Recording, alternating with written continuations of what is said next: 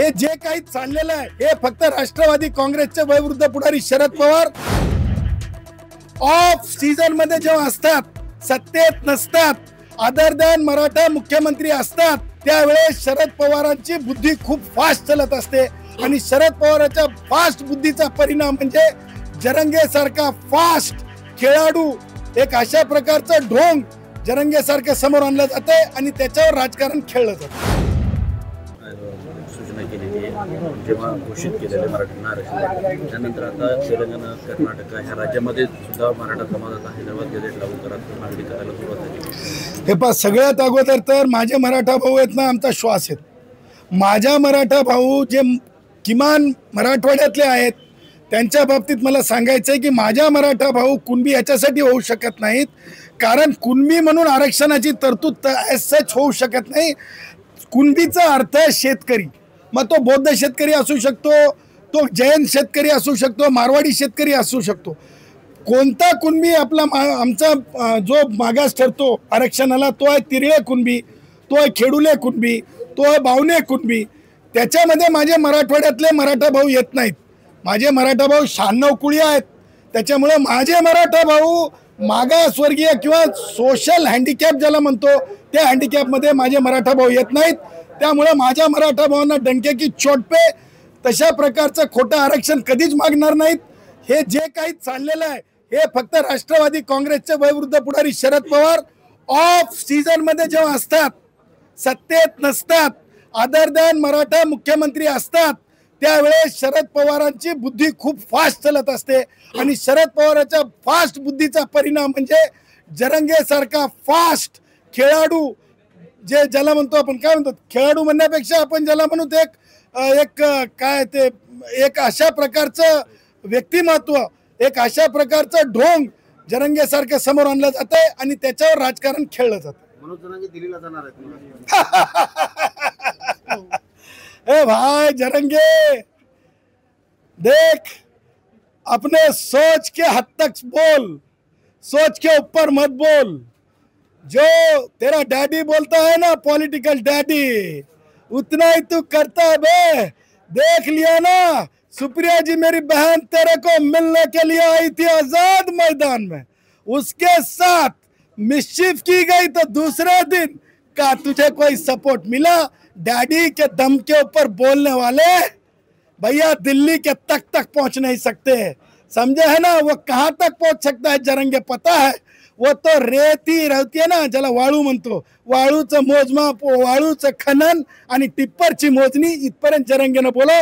बाकी शरद पवार सांगतील तेवढं करावं. बघा, हिंदूंसाठी, हिंदू राष्ट्रासाठी 3.5 पीठापैकी महत्त्वाचं शक्तिपीठ हे माहूर आहे.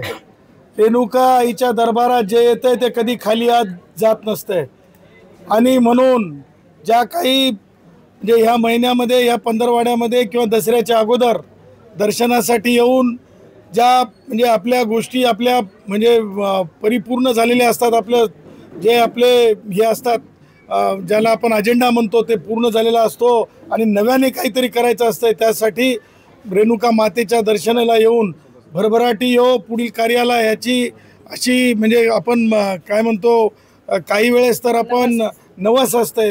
आमच्या बँकेचा सुद्धा स्टेट ट्रान्सपोर्ट कोऑपरेटिव्ह बँक आहे आमची राज्याची, त्या बँकेला भरभराटी हो याच्यासाठी दर्शनासाठी आमचं संचालक मंडळ आलेलं आहे. बँकेचं राज्याची बँक आहे आमची. आणि त्याचबरोबर हे माहूर म्हणजे एक मला आणि जयश्री पाटलांसाठी एक वेगळं आस्थेचं ठिकाण आहे. ससरवाडी आहे आणि इथे जे म्हणजे विकास चालू आहे त्या विकासाच्या संबंधित मागे देखील माननीय त्यावेळेस पालकमंत्री होते गिरीशभाई महाजन, त्यांच्याशी चर्चा केलेली होती. हा विकास होत असताना रेणुकाईच्या पायथ्याशी किंवा रेणुकाईच्या दरबाराच्या जवळ जे जे याचं साहित्य, पूजेचं साहित्य, जे विक्री असलेली दुकानं आहेत, चहा पाण्याची फराळाची दुकानं आहेत, ह्या दुकानं ही खास सांगायचं वैशिष्ट्य म्हणजे ही दुकानं 95% हिंदूंची आहेत. आणि जेव्हा 95% हिंदूंची दुकानं आहेत तर विकास आराखड्यामध्ये सगळ्यात अगोदर तर म्हणजे व्यापारी संकुल असायला पाहिजे, परंतु व्यापारी संकुल अद्याप दिसत नाही रेणुकाईच्या आसपासच्या परिसरामध्ये ॲक्च्युअल प्लॅनवर. आणि म्हणून त्या प्लॅनवर जे आहे लवकरात लवकर तशा प्रकारचे अमेंडमेंट करून, कारण अगोदर प्रश्न होता की ही जे आमचे हिंदू व्यापारी आहेत जे रेणुकाईचं म्हणजे ओटी भरणीचे वस्तू किंवा चहा पाण्याचे व्यवसाय करतात, प्रसादाचा व्यवसाय करतात, अगोदर एक प्रॉब्लेम होता की फॉरेस्टची जागा आहे, फॉरेस्टनी PWDला दिली. आता PWDनी जे म्हणजे आज जे चालू आहे म्हणजे जे त्या विकास करत असताना अगोदर तर PWDने एक आराखडा द्यायला पाहिजेत होता राज्य शासनाला, त्याच्यामध्ये व्यापारी संकुल दाखवायला पाहिजेत होतं, जेवढी जागा आम्हाला व्यापारासाठी लागते ती जागा देणं आवश्यक होतं आणि त्यानंतरच जे आहे आम्हाला निर्वासित करणं आवश्यक होतं. परंतु तसं होताना दिसत नाही. आमची कळकळीची विनंती आहे शासनाला की माननीय मुख्यमंत्री महोदय, दोन्ही उपमुख्यमंत्री महोदय, लक्षात घ्या देवेंद्रजी, हे सगळे 95% हिंदी व्यावसायिक आहेत, म्हणजे मराठी व्यावसायिक आहेत.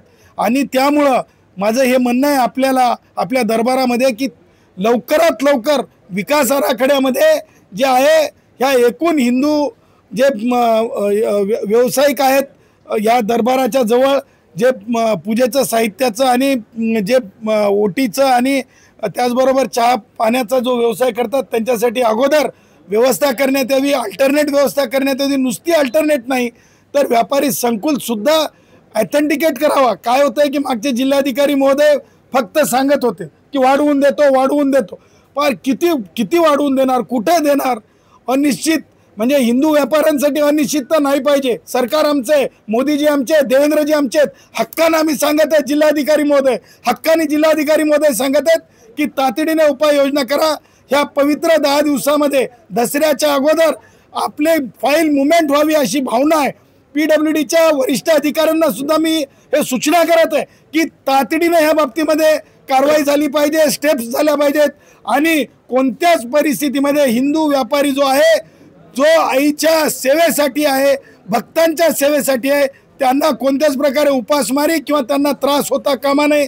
स्थानिक लोकप्रतिनिधींना सुद्धा मी आव्हान करेल की तुम्ही सुद्धा यामध्ये लक्ष घालणं आवश्यक आहे. भीमरावला सुद्धा मी म्हणेल, केरामला, की त्यांनी सुद्धा लक्ष घातलं पाहिजे. सर, आता आपण भीमराव केरामांचा उल्लेख केला आहे. उद्या जे भीमराव केराम यांच्या नेतृत्वाखाली आदिवासी समाजाचा मोर्चा आहे, इतर कोणत्याही समाजाला एसटीतून आरक्षण देण्यात येऊ. एक लक्षात घ्या, भीमराव सोशल अंडरस्टँडिंगचा माणूस आहे, सोशल इंजिनिअरिंग समजणारा माणूस आहे भीमराव केराम. तुम्हाला मला हे सांगायचं आहे की माननीय सर्वोच्च न्यायालयाने उपवर्गीकरण, सब क्लासिफिकेशनचा जो मार्ग आहे तो मोकळा करून दिला. त्याच्यामुळे जी केस सुप्रीम कोर्टामध्ये पंजाब हरियाणा स्टेटची होती त्याच्यात स्पष्टपणे सांगण्यात आलं की आता उपवर्गीकरण करता येते. त्यामुळं माझे अंधभाऊ असतील, माझे प्रधान भाऊ असतील, त्याचबरोबर माझे गोंड भाऊ असतील, त्यांच्या कोणत्याही हक्कावर गदा येऊ शकत नाही. त्याचं कारण सांगतो की जेवढी ज्यांची संख्या तेवढी रिझर्वेशन STचं त्याच्यात मिळत असते. आणि उपवर्गीकरणामध्ये सुद्धा उद्या माझा बंजारा भाऊ जरी त्याच्यात आला तरीसुद्धा STमध्ये कुणावरही अन्याय होणार नाही. माझा धनगर भाऊ आला तरी अन्याय होणार नाही, माझा वंजारी भाऊ आला तरी अन्याय होणार नाही.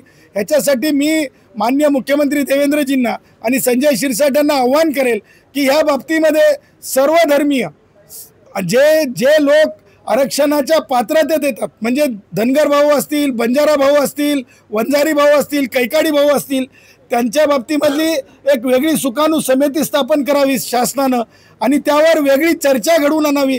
कारण हे समुदाय, हे जे समाज आहेत, हे समाज अनुसूचित जमातीमध्ये मोडणारे आहेत. कारण रिऑर्गनायझेशन ऑफ स्टेट जे म्हणतो आपण 1956ला झालं, जेव्हा हे मराठवाडा हैदराबाद संस्थानामध्ये होता आणि तेलंगणा आताचा तेलंगणा आहे, त्यामुळे हे सगळे अधिकार जे आहेत आम्हाला मिळणारेच अधिकार आहेत, आमचेच अधिकार आहेत. त्याच्यामध्ये नव्यानं जरंग्यासारखं नवीन काहीतरी करण्याचं किंवा त्याच्यामध्ये वेगळं काहीतरी फॉर्म्युलेशन करण्याची बिलकुल गरज नाही. आणि म्हणून आमचं म्हणणं आहे की तातडीनं ह्या विषयावर मार्ग काढण्यासाठी याच्यात खर्च कोणताच नाही आहे, याच्यामध्ये नव्याने मागास आयोगाला पाठवण्याची गरजच नाही आहे, याच्यामध्ये कोणत्याच परिस्थितीमध्ये अफिनिटी आपलं बॅकवर्डनेस तपासण्याची गरजच नाही असं सुप्रीम कोर्ट म्हणते एका जजमेंटमध्ये. त्या जजमेंटचं नाव आहे जर्नल सिंग विरुद्ध दिल्ली. त्याच्यामध्ये स्पष्टपणे शेवटच्या पॅरेग्राफमध्ये सांगितलेलं आहे जे अनुसूचित जाती जमातीमध्ये येतात त्यांचं मागासलेपण तपासण्याची गरज नाही. ह्या सगळ्या सबब बाबी लक्षात घेता शासनानं वंजारी, बंजारा, धनगर आणि कैकाडी या सन्माननीय समाजाला ST मध्ये टाकण्यासाठी कोणतीही, मला वाटतं कोणतीही अडचण नाही. महाराष्ट्र सरकारनं जेव्हा गॅजेटची